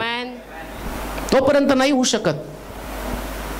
हे तुमचे विचार डोक्यातनं काढून टाका. आम्हाला जास्त समजतं. देवानं सगळ्यात मोठे आशीर्वाद आज्ञा पालनामध्येच ठेवलेले आहेत. पुढे वाचा बरं. का म्हणलं दीर्घायुष्य? मला मुख्य भागाकडे जायचंय. तू परमेश्वराचा त्याग करून दुष्कर्म केल्यामुळे ज्या कामात हात घालशील त्यात परमेश्वर तुला शाप देईल. परमेश्वर तुला शाप देईल. तुला गोंधळात पाडील. काय करेल? गोंधळात पाडील. म्हणजे तू कन्फ्यूज होशील. मराठी नाही समजत, गोंधळात पडेल. इंग्लिश समजतं, कन्फ्युज्ड आहे की नाही? कन्फ्यूज आहे. करिअरला काय करावं, काय करू नको, आज्ञापालन कर. आमेन. एकदम तुला फर्म डिसिजन घेण्यासाठी देव मदत करेल. हालेलुया. तुझं जीवन कन्फ्युजन मध्ये कधीच नसणार आहे, कधीच गोंधळ नसणार आहे. हालेलुया. अगदी देव तुला स्पष्ट सांगणार आहे, जिकडे जाशील तिकडे तुला मी यशस्वी करेल. मी तुझ्या बरोबर आहे, तुला कधी एकटं सोडणार नाही. तू तू ज्या ज्या ठिकाणामध्ये हात घालशील, यहोशुआ ज्या भूमीवर उभा आहे ती भूमी मी तुला देऊन टाकलेली. कुठेही तुमची लेकरं, मी चॅलेंज देऊन सांगतो तुम्हाला, आई वडिलांची आज्ञा पालन करा. जिथं उभं राहाल तिथं देव स्वतः तुमची मदत केल्याशिवाय राहणार नाही. जिथं उभं राहाल तिथं. पवित्र शास्त्रातले दाखले घेऊन मी तुम्हाला सांगेल. एवढं मोठं स्वप्न घेऊन जगणारा योसेफ, पण त्याचा बाप त्याला सांगत होता ना, जा तुझे भावंड कुठं चारायला गेले जाऊन बघू नये. योसेफानं आज्ञा पालन करत होता, नुसती स्वप्न घेऊन जगत नव्हता. एक बुद्धिमान व्यक्ती येतो, परंतु बायबल सांगतं की तो जात होता आणि त्याच्या भावाची चौकशी करत होता. एकाच एवढ्या आज्ञा पालनाच्या द्वारे देवानं त्याला मिस्राच्या सर्वोच्च पदावरती नेलं. हे देवाचं अभिवचन आहे. तुम्हाला जीवनामध्ये जर सक्सेसफुल व्हायचं, यशस्वी व्हायचं ना, फक्त देव तुमच्या बरोबर असणं गरजेचं आहे. आणि देव कोणाबरोबर असतो? जो त्याच्या आज्ञेचं पालन करतो त्याच्याबरोबर देव असतो. कधीच तुम्ही अनसक्सेसफुल होणार नाही.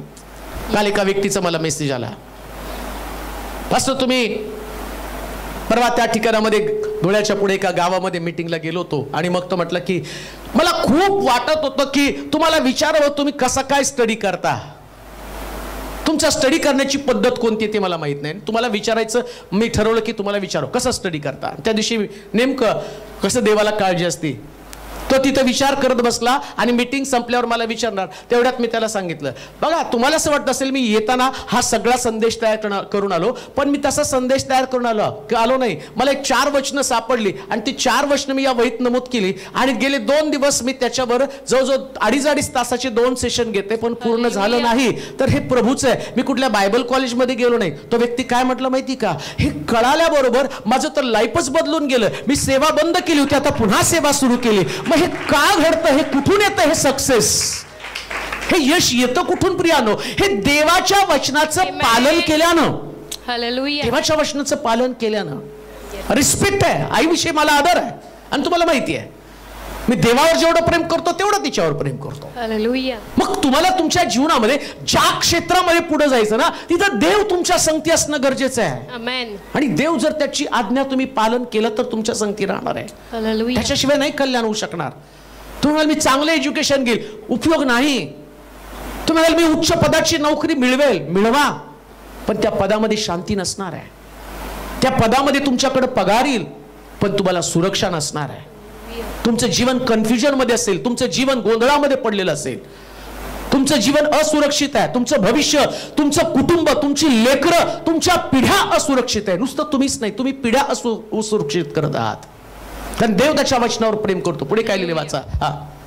तुला गोंधळात पाडील आणि तुला शासन करील ते इतके की तुझा नायनाट होऊन तू लवकरच नाहीसा होशील. काय होईल? नाहीसा होशील. आता तिथं काय म्हटलं, दीर्घायुष्य. एपिस्कराच्या पत्रामध्ये काय वाचलं आम्ही? दीर्घायुष्य आणि कल्याण अभिवचन असणारी ही एकच आज्ञा. कोणती आज्ञा? आपला बाप व आपली आई व आपला बाप याचा मान राख. आमेन. मान जर राखला नाही, मान म्हणजे त्यांच्या इच्छेमध्ये वागणं. लक्षात ठेवा. आम्हाला वाटतं मान राखायचं म्हणजे काय? जेवण मिळतं ना गपचूप खायचं, कपडे मिळतात ना गपचूप घ्यायचे. तुला काय पाहिजे? मान दिला ना तुला मी.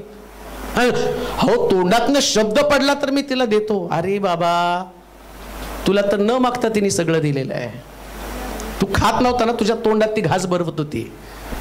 तुला जात नव्हतं ना, त्यावेळेस ती दिवसाची रात्र करून चिवचा घास, काऊचा घास, अमक्याचा घास, तमक्याचा घास करून तुला घास भरवत होती. मग तुला न मागता जे चांगलं ते तिने तुला दिलं.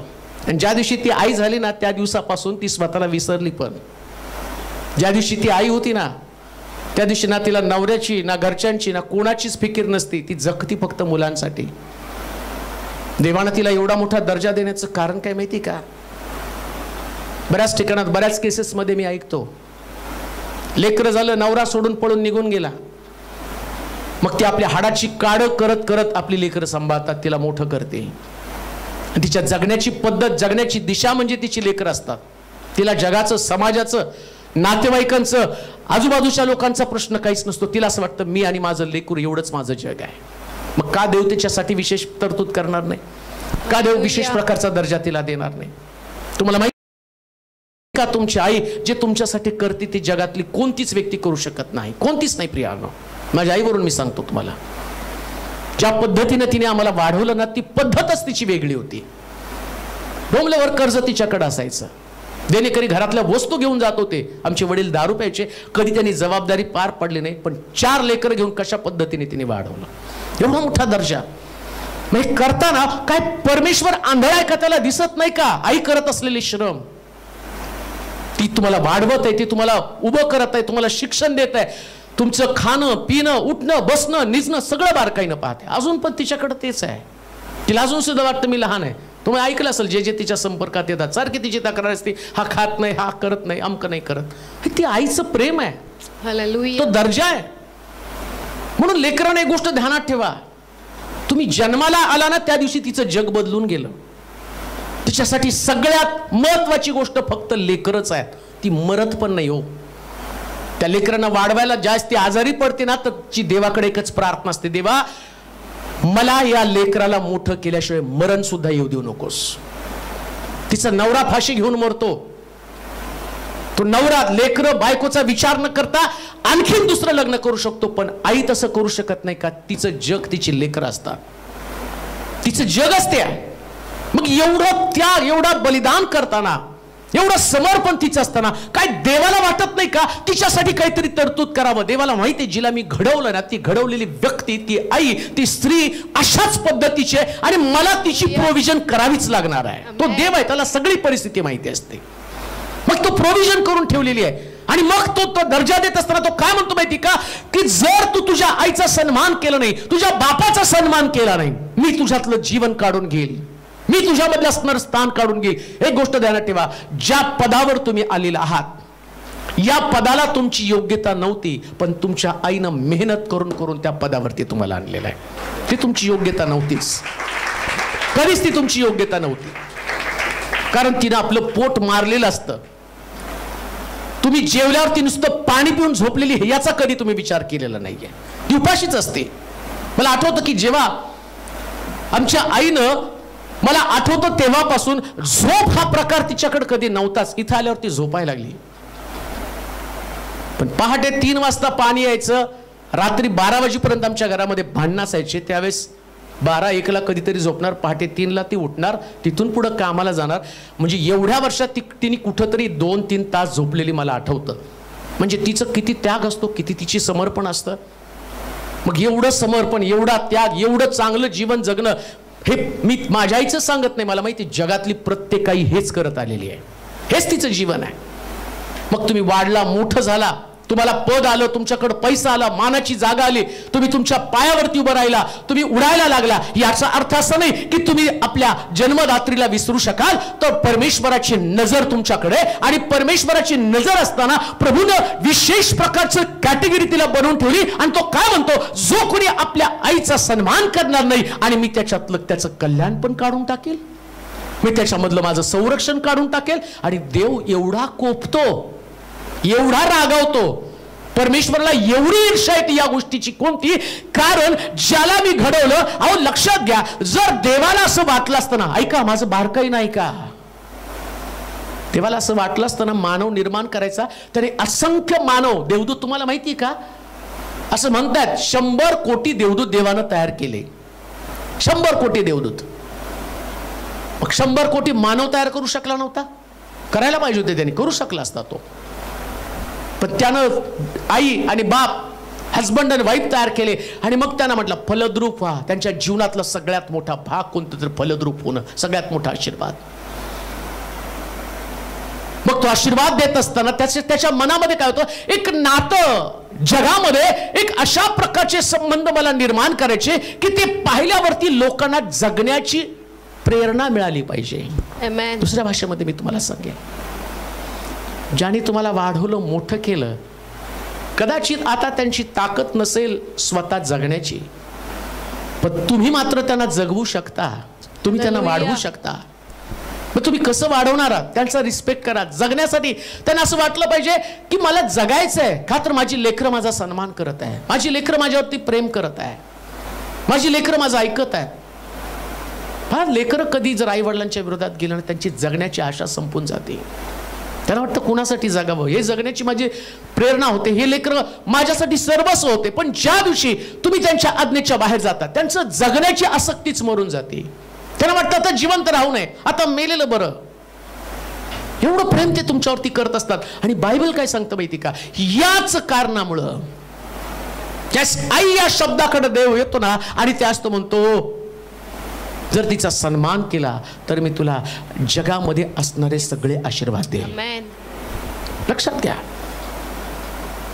एक गोष्ट कायम ध्यानात ठेवा, देव तुमच्या कृतीवरती अतिशय बारकाईनं लक्ष ठेवून आहे. फार म्हणजे फार बारकाईनं. त्याला क्युरियोसिटी तुमच्या जीवनासंबंधानं, त्याला फार तुमच्या देव या नात्याच्या बाबतीत फार सेन्सिटिव्ह आहे. खूप सेन्सिटिव्ह आहे या नात्याच्या बाबतीत देव. तुम्ही सेन्सिटिव्ह नसाल, तुम्ही निष्ठुर असाल, तुम्ही कठोर असाल, पण देव नाही कठोर. पण ज्या दिवशी तुमची वागण्याची पद्धत बदलती ना, देव तुमच्या संबंधानं कठोर बनतो. इथं लिहिलंय, असं लिहिलंय, वाचा बरं काय लिहिलंय तिथं. त्याच्या पुढचं वचन, तुला गोंधळात पाडील आणि तुला शासन करील. शासन करील इतके की तुझा नायनाट होऊन तू लवकरच नाहीसा होशील. जो देश वतन करून घ्यावयाला तू जात आहेस ते तिथून नष्ट होईपर्यंत तुला मरी सोडणार नाही. असे परमेश्वर करील. कोण करील? परमेश्वर. काय म्हणतो तो? तुला मरीनं मारून टाकेल. असलं डेंजर शाप. मग निर्माण कशाला केलं देवानं तुम्हाला आणि मला?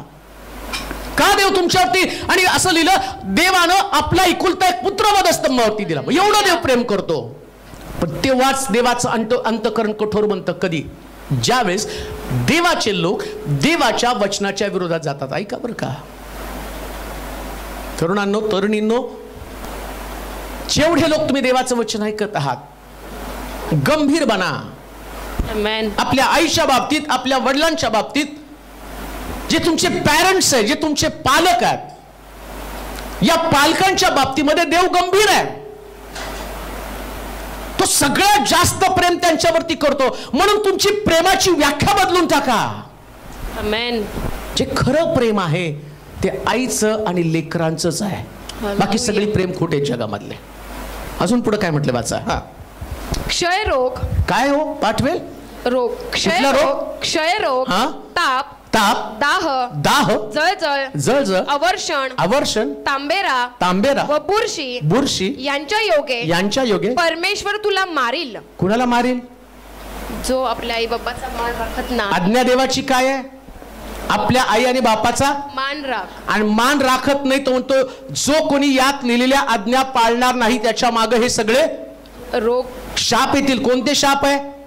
क्षयरोग, टीबी, ताप, टेम्परेचर, दाह, अंगाची जळजळ, अवर्षण, दुष्काळ, तांबेरा म्हणजे बुरशी यांच्या योगे परमेश्वर तुला मारील. कोण मारील? परमेश्वर. म्हणजे देव आई वडिलांच्या बाबतीत एवढा सेन्सिटिव्ह आहे की तो म्हणतो, मला याला ठेवायचंच नाही पृथ्वी तलावरती. पण तरी देव प्रेमळ आहे, थोडे दिवस ठेवतो. कशाला माहिती का? तर म्हणतो, पहिले ती आई ते बाप मरू दे, यांना विसावा मिळू दे, मग याचा विसावे मी काढून टाकेल. ज्या दिवशी त्यांचा मृत्यू होतो ना, त्या दिवशी तुमच्या जीवनातल्या सगळ्यात मोठ्या संकटाला सुरुवात होती. का? कारण इथं परमेश्वरानं निर्णय घेतला. काय निर्णय घेतला? मी हे सगळे रोग याच्यामध्ये पाठवतो. का? तर यानं याच्या आई बापाचा रिस्पेक्ट केला नाही. ही स्त्री, हा पुरुष, या व्यक्तीला जी जागा मी ज्या व्यक्तीला दिली होती, यांचा बाप, यांची आई, यांना मी इतका मोठा दर्जा दिला होता, या दर्जाकडे त्यांनी लक्ष दिलं नाही. आता मी यांच्याकडे बघतो. लक्षात ठेवा, मी असं म्हणतो, जोपर्यंत हे लोक आहेत ना, तोपर्यंत तुम्ही सुरक्षित आहात. एकदा का हे लोक गेले की तिथून पुढे संकटाची मालिका तुमच्या शरीरामध्ये, तुमच्या बिझनेसमध्ये, तुमच्या व्यापारामध्ये, तुमच्या घरामध्ये, तुमच्या लेकरांमध्ये, ज्या ज्या गोष्टीमध्ये तुम्ही अडकून पडला, या सगळ्यांमध्ये त्यानं आपला न्याय पाठवायला सुरुवात केलेली आहे. असं बायबलमध्ये सांगितलं. मी इकडचं तिकडचं सांगत नाही. सांभाळा. जितकं देवाच्या वचनाला महत्व देता, बाकीच्या गोष्टीला महत्व देता, तितकं तुमच्या आईला वडिलांना महत्व द्या. हे तितकंच महत्वाचं आहे. हालेलुया. तुम्ही आशीर्वादित होऊ शकत नाही तुम्ही पुढे जाऊ शकत नाही. आता एक वचन वाचा, तिमोथेचं दुसरं पत्र 3रा अध्याय 2रं वचन. पटकन वाचा, तिमोथेचं पत्र 2रं पत्र 3रा अध्याय 2रं वचन. पण शेवटच्या दिवसामध्ये इतकं भयानक प्रकारची परिस्थिती होईल, ही विश्वासणाऱ्यांमध्ये कधीच असता कामा नये. 2 तिमोथी 3रा अध्याय 2रं वचन. कारण माणसे स्वार्थी, धनलोभी, बडाईखोर, गर्विष्ठ, निंदक, आई बापास न मानणारी. हा त्याचं टायटल काय हो? जवळ येऊन ठेपलेली संकटे. आज विश्वासणाऱ्यांमध्ये, बिलिव्हर्स लोकांमध्ये, ख्रिस्ती लोकांमध्ये जे संकट जवळ येऊन ठेपलं, आणि त्या संकटामधलं मोठं संकट कोणतं माहिती का? तो सगळ्यात मोठं संकट कोणतं असेल? आम्ही म्हणतो नाही, आता राष्ट्रावर, राज्यावरती उठेल, भूमिकंप होतील, ख्रिस्ती लोकांना छळतील, मग बंदी शाळेमध्ये टाकतील. अहो, ही संकट ती आत्ताच नाही, फार पूर्वीच्या काळापासून येशू ख्रिस्त असताना सुद्धा आम्ही पाहतो, येशू गेल्याबरोबर त्या ठिकाणामध्ये ते पकडले, ख्रिस्ती लोक पकडले, त्यांना गॅसच्या चेंबरमध्ये बांधले, टाकलं, आणि लेकरं आपटून मारली, आणि त्यांच्यावरती आम्ही पाहतो डांबर टाकलं, आणि डांबर टाकून त्याच्यावरती वाती लावल्या निरोबादशानं, आणि ती जिवंत माणसं ज्याच्यावर, आणि गरम डांबर टाकून, मेण टाकून, वाती लावून, आणि त्याचा छंद काय होता? ख्रिस्ती लोकांना पेटवून त्याच्यामध्ये फिरायचं आणि एन्जॉय करायचं, की त्यांचं जळणं ही संकट. आता जे आम्ही म्हणतो ना छळ, त्याच्या अगोदर तो छळ होता, पण आता खरा छळ कोणता असणार आहे? तो म्हणतो जगामध्ये येऊन ठेपलेलं, विश्वासणाऱ्यांमध्ये येऊन ठेपलेलं संकट कोणतं? काय संकट सांगितलं? कारण माणसे स्वार्थी. सगळ्यात महत्वाची गोष्ट, ही माणसं स्वार्थी बनतील. अप्पल पोटे, स्वतःचा विचार. त्यांना असं वाटतं मी महत्वाचं आहे, माझं जीवन महत्वाचं आहे, माझे विचार, मला माझं जगायचंय, मी माझ्या पद्धतीने जगणार आहे. ही जी तुमची कल्पना, ही जी तुमचं इमॅजिनेशन आहे, आणि इथंच देव घालत आहे. तो संभाळा शेवटच्या काळामधलं संकट आहे. माणूस कधी विचार करताना त्याला असं वाटतं मला कोणत्या गोष्टीमध्ये आनंद. स्वार्थी माणसाचं वैशिष्ट्य काय माहिती का? त्याला त्याच्या आनंदामध्येच जीवन वाटतं. मला असं वाटतं जगायचंय, मला वाटलं मी दारू पिईल, मला वाटलं मी उशिरा घरी येईल. पण तुम्हाला नाही वाटत का ती डोळ्यामध्ये तेल घालून बसलेली आहे? परवा मी येताना ताई म्हटली, राहा आजचे एक दिवस इथे या ठिकाणामध्ये, एवढे तुम्ही दमून थकून तिकडून बॉम्बेवरून आला, आता एक दिवस रेस्ट करा आणि उद्या जा. मी म्हटलं आज जर गेलो नाही तर आमची गाडी पकडून पुण्याला येईल. कारण मला माहिती, मी गेलो की ती झोपत नाही. तिला असं वाटतं की तो असला म्हणजे बरं आहे. मी असल्या, मला तिला असं वाटतं मी म्हणजे तिचं जग आहे. तिला वाटतं की तिचा मुलगा कोणीतरी फार मोठा पॉवरफुल व्यक्ती, की तो असल्यावर कोणच घरामध्ये येत नाही. आता माझ्यात काय ताकद आहे? पण तिला वाटतं माझा मुलगा कोणतरी. म्हणून म्हटलं आज मला काय आग्रह करू नको, मीटिंग संपली म्हणजे मला घरी जायलाच पाहिजे. का? कारण ती आता काळजी करत बसली, आणि ती सारखं डोळ्यामध्ये तेल घालून बघती कधी तो येतो, आणि त्याच्यानंतर मी आल्यावर ती निवांत झोपती. हे आई काम असतं आईचं, ती करत असते क्रिया. पण आता मला जर वाटलं ना, नाही ते म्हटले चला पाहुणचार घ्यावा, 1 नाही 2 दिवस राहावं, तर इकडं मी कुठंतरी फार मोठी मिस्टेक करते. हे मलाही कळतं की जिचे डोळे माझ्या वाटेकडे लागलेले आहेत, मी कितीही मोठा झालो ना तर तिच्यापेक्षा मोठा होऊ शकत नाही, कारण देवानं तिला माझ्यापेक्षा मोठं करून ठेवलंय. आता मी तिच्यापेक्षा मोठा कसा होणार आहे? तिची जागाच ती आहे, तिचा दर्जाच तो आहे. व तुमची आई, तिचं समजावून घ्या देवाच्या दृष्टिकोनातनं किती महत्वाची आहे. तर तुम्ही स्वतःसाठी जगू नका, हे समाजासाठी देवानं दिलेले सुंदर नियम आहेत. या नियमांच्या चौकटीत राहा. एक सुंदर वातावरण तुमच्या कुटुंबामध्ये बनेल, एक प्रेमाचं वातावरण, इतका आनंद, सगळ्यांना एकमेकाविषयी प्रेम वाटेल. स्वार्थी जीवन जगू नका. मला काय आनंद. मला ती एक गोष्ट आठवली. एका मुलाकडं 2 ऍपल होते, आणि ते ऍपल मुलगा खात होता. त्याची आई म्हटली बाळा मला एक दे रे.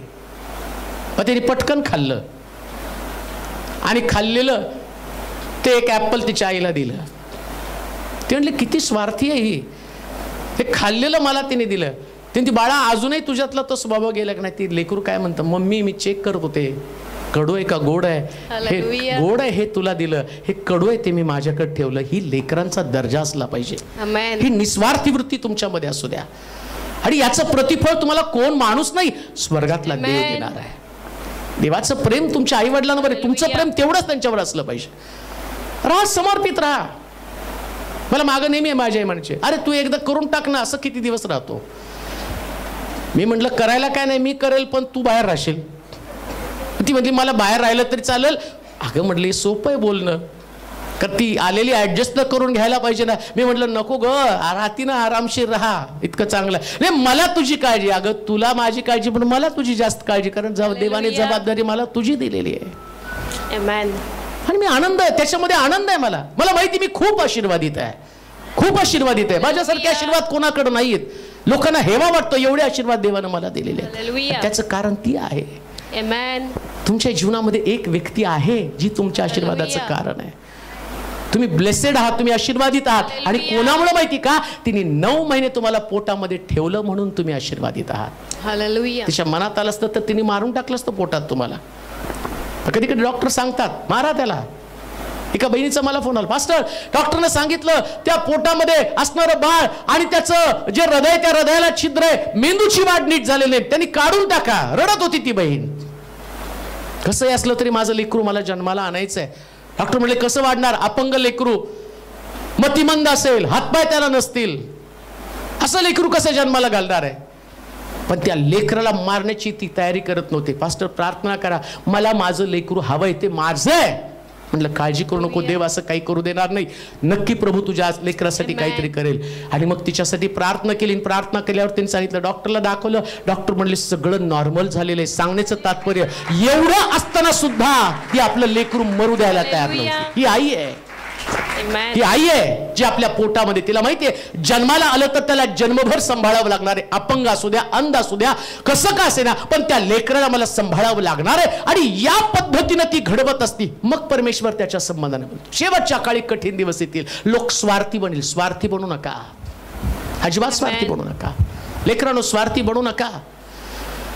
लेकरांना अशी सवय लागली पाहिजे, पहिल्यांदा आई जेवली पाहिजे, मग तुम्ही जेवा. ती आतापर्यंत तुम्ही जेवल्यावरती जेवती, पण आता तसं करू नका. आधी तिला जीव घाला, तिला सांभाळा, तिचं रक्षण करा.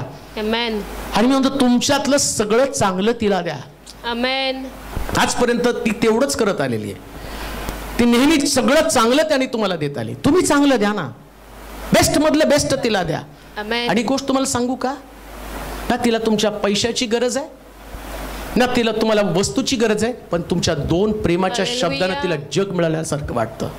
2 प्रेमाचे शब्द असतील ना, तिला असं वाटतं की माझं जग मला मिळालं, माझ्या जीवनात हेच मला, मी स्वतःला धन्य समजते. आणि असं नीती सूत्राच्या पुस्तकामध्ये, आता ते वाचत बसायचं नाही, पण असं लिहिलं, तिची मुलं उठून सकाळी तिला धन्य म्हणतील. तिची मुलांचं वैशिष्ट्य काय माहिती का? या धार्मिक मुलांचं स्वार्थी नाही. ती त्याच्या आईला उठल्याबरोबर गुड मॉर्निंग म्हणत नाही, ब्लेसेड. उठल्या उठल्या आईला गुड मॉर्निंग नाही म्हणायचं. बघितले पाहिजे, ब्लेसेड आहेस बरं का तू माझ्यासाठी. सकाळी उठल्यावर हे करून तर बघा, कारण तिच्यातले सगळे आशीर्वाद देव तुम्हाला देतो. तिच्यासाठी काहीच राखून नसतं, सगळं तुम्हाला देऊन टाकते ते. शेवटचं वचन वाचू, तेच त्याच वचनामध्ये तिमोथेचं पत्र, दुसरं पत्र. कारण माणसे स्वार्थी, स्वार्थी, धनलोभी, धनलोभी, बडाईखोर, बडाईखोर, गर्विष्ठ, गर्विष्ठ, निंदक, निंदक, आई बापास न मानणारी, आई बापास न मानणारी, उपकार न स्मरणारी, उपकार न स्मरणारी, अपवित्र, अपवित्र, ममताहीन, ममताहीन, शांतता द्वेषी, शांतता द्वेषी, चहाडखोर, चहाडखोर, असंयमी, असंयमी, क्रूर, क्रूर, चांगल्याबद्दल प्रेम न बाळगणारी, चांगल्याबद्दल प्रेम न बाळगणारी, विश्वासघातकी, हूड, गर्वाने फुगलेली, गर्वानं फुगलेली, देवावर प्रेम करण्याऐवजी, देवावर प्रेम करण्याऐवजी, सुखविलासाची आवड धरणारी, सुखविलासाची आवड धरणारी, सुभक्तीचं केवळ बाह्य रूप दाखवून, म्हणजेच ढोंग करणारी. काय ढोंग करतात माहिती का? मी खूप प्रार्थना करतो पण माझ्या आईवर प्रेम करत नाही, तो म्हणतो ते ढोंगी आहेत. हे शेवटच्या दिवसामधलं संकट आहे. बाहेरून दाखवतात प्रार्थना प्रार्थना प्रार्थना प्रार्थना, बाहेरून दाखवतात देवाचं वचन देवाचं वचन, पण तो काय म्हटला, जगावरती येणारं सगळ्यात मोठं संकट. आणि हे सगळं वर्गवारी जर तुम्ही बघितली नाही, त्याचा सिक्वेन्स लावला ना, तर ते फक्त आई वडिलांच्या कॅटेगरीमध्ये बसतं. एक पण काढा त्यातलं, वाचा बरं ते एक एक, मग तुम्हाला सांगतो. कारण माणसे स्वार्थी कशी होतील? स्वार्थी, पुढं धनलोभी. काय होते? धनलोभी म्हणजे त्यांना आई वडिलांचं धन पाहिजे, प्रॉपर्टी पाहिजे, पण आई वडील नको आहेत. अंगठा दे, अंगठा दे, अंगठा दे, अंगठा दे. एका घरात प्रार्थनेला गेलो, वाईट वाटलं मला. आणि त्या घरामध्ये प्रार्थनेला गेल्यावर त्यांनी सांगितलं, ती बाई सांगत होती मला, हो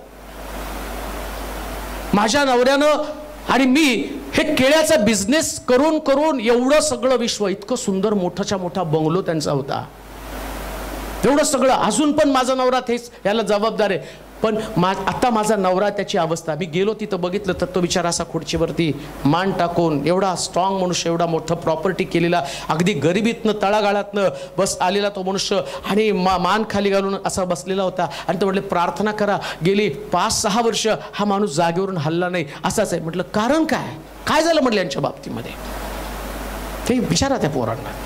मग त्यांनी सांगितलं, मोठा मुलगा आला, त्या मुलानं एका जागेचा व्यवहार करायचा म्हणून बापाकडनं 6 कोटी रुपये घेतले आणि फसवलं. जागा पण नाही गेली. त्या बापाला एवढा शॉक बसला, त्या शॉकमध्ये त्याचा बाप असा झालेला आहे. धनलोभी आहेत.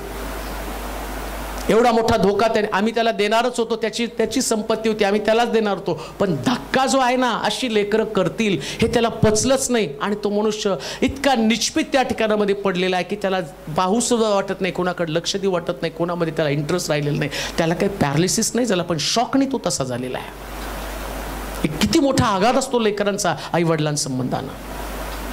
का तर धनाचा लोभ त्यांना आहे, त्यांना त्यांच्या पैशावरती प्रेम आहे, त्यांना आई वडील अडगळ वाटतात, त्यांना वाटतं की यांच्यामुळे माझा खर्च वाढणार आहे, त्यांना औषध उपचार, त्यांच्या गोळ्या, या सगळ्या गोष्टी आम्हाला त्यांना द्यावं लागतं.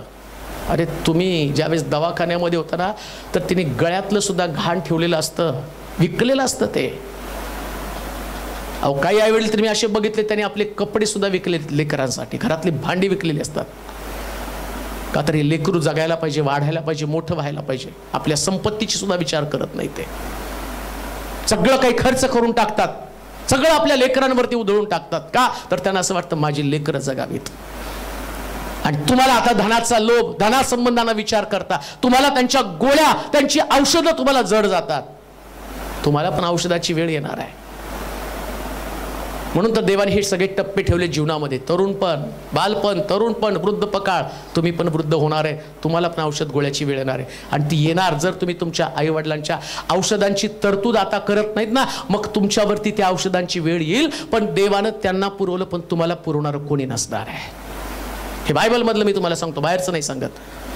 मला कोणते संदेश इकडून तिकडून वाढवून सांगण्यात मजा वाटत नाही. जे प्रॅक्टिकल आहे, जे देव पाहतो त्याच्याविषयी मला तुम्हाला सांगायचं आहे. आत्ता पैसे साठवू नका, त्यांना द्या. आणि एक गोष्ट 100% तुम्हाला सांगतो, देव कधीच कुणाच्या ऋणामध्ये राहत नाही. तुम्हाला वाटतं का तुम्ही त्यांना नाही देत, याची दखल देव घेत आहे. देवानं त्या दर्जामध्ये त्यांना आणून बसवलं.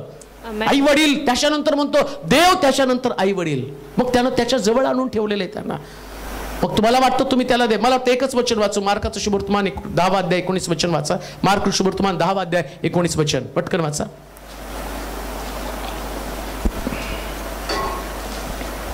मार्क शुभवर्तमान 10 अध्याय 19 वचन.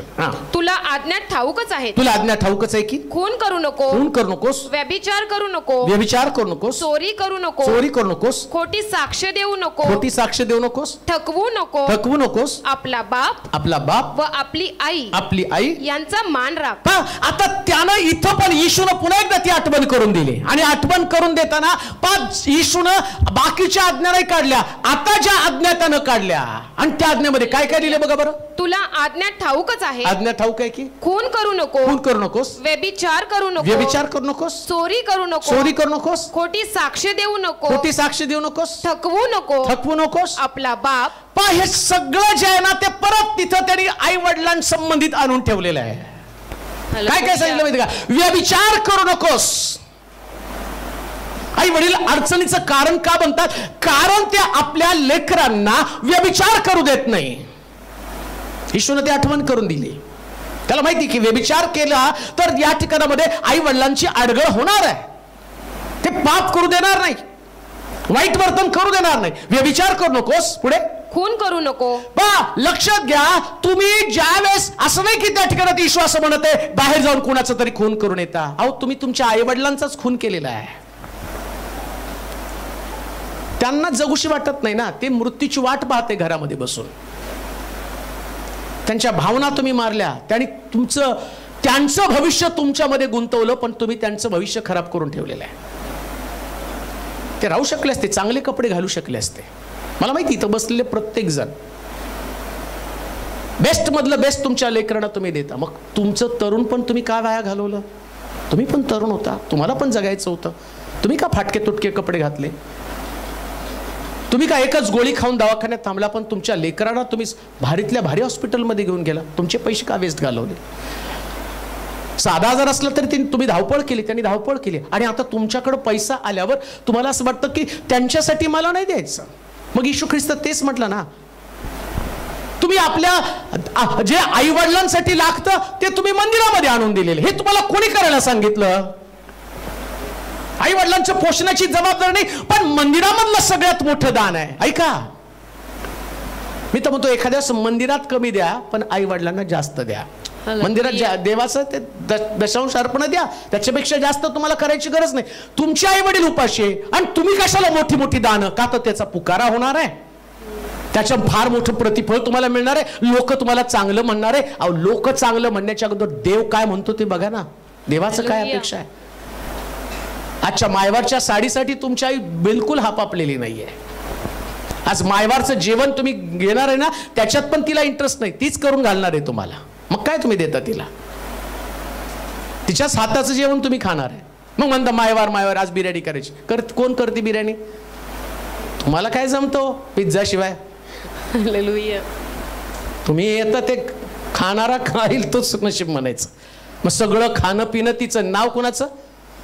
मायवार मायवार मायवार मायवार मायवार याच आपोळ्या कर. अरे एक दिवशी तिला म्हण ना, चल हॉटेलमध्ये आज भारी भारी खाऊ, म्हणून बघा एकदा.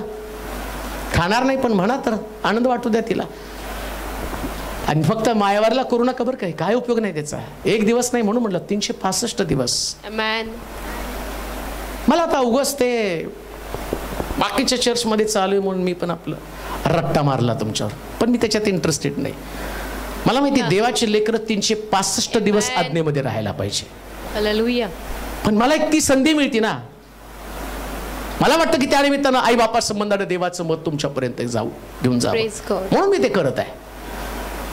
आता काही या गोष्टीची गरज नाही, पण त्या निमित्तानं आई वडील काय, लेकरांनी काय केलं पाहिजे हे पण समजलं जाणं गरजेचं आहे. म्हणून एक गोष्ट ध्यानात ठेवा, मी चर्च मधल्या सगळ्या मातांना म्हणतो की तुमच्यामुळं आम्ही आशीर्वाद देत आहोत. थँक्यू. तुमच्याबद्दल देवाचे आभार मानतो की खरोखर तुम्ही आहात म्हणून आम्ही आहोत. तुम्ही केलेल्या प्रार्थना, तुम्ही आमच्यासाठी दिलेले आशीर्वाद, या सगळ्यांबद्दल आम्ही जिवंत आहोत. आणि आम्ही ज्या जागेवरती आहोत ती जागा फक्त आम्हाला तुमच्यामुळं देवानं दिलेली आहे. तुमच्यामुळं बरं का, तुमच्यामुळं. रिस्पेक्ट आहे सगळ्या आईचा, सगळ्या मातांबद्दल मला प्रचंड रिस्पेक्ट आहे, प्रचंड आदर आहे. मला वाटतं की खरोखर हे जर नसते तर एवढं सुंदर जग पाहू शकलो नसतो. किती सुंदर जग आहे, किती चांगले लोक आहेत, किती चांगले अनुभव आहे. मला असं वाटतं, माझ्या एक मला सांगायची की मला वाटत नव्हतं तू जन्माला यावा. 3 लेकरं, आधीचा एक मुलगा होता, ती म्हटली की तू आल्यावर मला वाटलं की नको, आता एक आहे ते पुष्कळ आहे. मग मला तिने कधीतरी सांगितल्यावर म्हटलं अरे बाप रे, जर जन्माला आलो नसतो तर एवढं सुंदर जग, एवढी चांगली मंडळी, एवढी चांगलं शुभवर्तमान पाहिलं नसतं. पण सॅल्यूट करतो की देवानं तिच्याद्वारे मला जगामध्ये पाठवलेलं आहे, तिच्याद्वारे जगामध्ये पाठवलेलं. तुम्ही जे जगामध्ये आलेला आहात याच्याबद्दल फक्त एकदा जाऊन तिला थँक्यू म्हणा. आज काही करायचं नाही, फक्त आईला जायचं, जेवढ्या माता आहेत त्यांना जाऊन म्हणायचं थँक्यू. तुमचीच माता नाही, सगळ्या मातांना जाऊन म्हणा थँक्यू. गळ्यात गळा घाला. तुम्हाला वाटलं त्यांचं चुंबन घ्यावं, चुंबन घ्या, पण लक्षात ठेवा हे सगळं करतील त्याचं प्रतिफळ देव तुम्हाला देणार. आज कुणाला प्रार्थनेला मी पुढे बोलवणार नाही, कारण माझी इच्छा आहे सगळ्यांनी एकमेकाला भेटावं. तुम्ही जिथं आहात तिथं तुमच्यासाठी प्रार्थना करेल, शुक्रवारी पण तुमच्यासाठी प्रार्थना होईल. पण आता ज्यावेळेस आम्ही उभं राहू आणि शेवटची प्रार्थना करू त्यास तुम्ही सगळे एकमेकाला भेटा. आणि माझी इच्छा आहे जेवढ्या माता आहेत त्या सगळ्या मातांना भेटून आपण त्यांच्यासाठी प्रार्थना करायची, शुभेच्छा द्यायची. देवानं तुम्हाला दीर्घायुष्य द्यावं. आपण प्रार्थना करू, आपल्या जागेवरती उभं राहूया, डोळे आपण बंद करूया. तुम्ही जिथं आहात तिथंच तुमच्यासाठी प्रार्थना करण्यात येईल. शुक्रवारी पण तुमच्यासाठी प्रार्थना आरोग्याची विशेष होईल. पण आता जिथं आहात तिथं तुमचे आजारपण, व्याधी, विकार या सगळ्यातनं प्रभू तुम्हाला सुटका देणार. विश्वास ठेवा. आजचा दिवस आमच्या जीवनातला सगळ्यात सुंदर दिवस असं समजतो. मंडळीतल्या सगळ्या मातांबद्दल मी तुला धन्यवाद देतो प्रभूजी. त्यांच्यामुळं आम्ही आशीर्वादित आहोत. आम्हाला तुझी योजना, तुझा उद्देश समजला. परंतु आज जगामध्ये पुष्कळ लोक तुझं वचन ऐकत आहे. आजचा संदेश लाखो लोकांपर्यंत पोहोचू दे प्रभूजी. कोणी व्यक्तीनं घेऊन आपल्या पुरता मर्यादित ठेवू नये. तर अनेक कुटुंबाला या संदेशाची गरज आहे. म्हणून अशा सगळ्या लोकांपर्यंत हा उपदेश पोहोचू दे राजा. प्रार्थना करतो या शिलोतल्या सगळ्या मातांसाठी, जगामध्ये असणाऱ्या सगळ्या मातांसाठी त्यांना चांगलं आरोग्य दे. त्यांची लेकरं त्यांच्यावरती प्रेम करणारे असू दे, त्यांचा आदर करणारे, त्यांचे सन्मान करणारे असू दे प्रभूजी. ज्या लोकांमुळे आम्ही जग पाहिलं, ज्या लोकांमुळे आम्ही जग अनुभवलं, ते खरोखर आदरास पात्र आहे. आणि जर त्यांना तू एवढी उत्तम जागा, उत्तम ठिकाण दिलेलं आहे, तर आम्हाला ते आज्ञा पालन करणं गरजेचं आहे. आणि म्हणून सगळे लेकरं मी तुझ्या स्वाधीन करतो प्रभूजी. आजच्या दिवसाचं विशेष महत्व त्यांनी अधोरेखित करावं आणि आपल्या आई वडिलांना त्यांनी तो दर्जा द्यावा जो तुझ्या वचनामध्ये आहे. आमच्यातली मनोवृत्ती बदल, आमच्यातले विचार बदल. प्रार्थना करतो जे लोक बाहेरून या ठिकाणामध्ये प्रार्थनेसाठी आलेले आहेत, त्यांना तू स्पर्श कर. त्यांची आरोग्याची समस्या असेल, प्रॉपर्टीची समस्या असेल, कौटुंबिक समस्या असतील, आर्थिक प्रश्न असतील, कोर्ट केस असतील, या सगळ्यातनं त्यांना सुटका दे. आणि प्रभू त्यांच्याकडून तुझं नाव उंच केलं जाऊ दे. तुझ्या नामाची महिमा होऊ दे. धन्यवाद देतो आजच्या दिवसाबद्दल. तुला गौरव, तुला महिमा देत येशूच्या नावात ही प्रार्थना विनवणी केली म्हणून तू ऐक. आमेन. आता देव बापाची प्रीती, प्रभू येशू ख्रिस्ताची कृपा, पवित्र आत्म्याची सहभागिता तुम्हा सर्वांबरोबर आता आणि सदा सर्व काळ असो. आमेन. आमेन.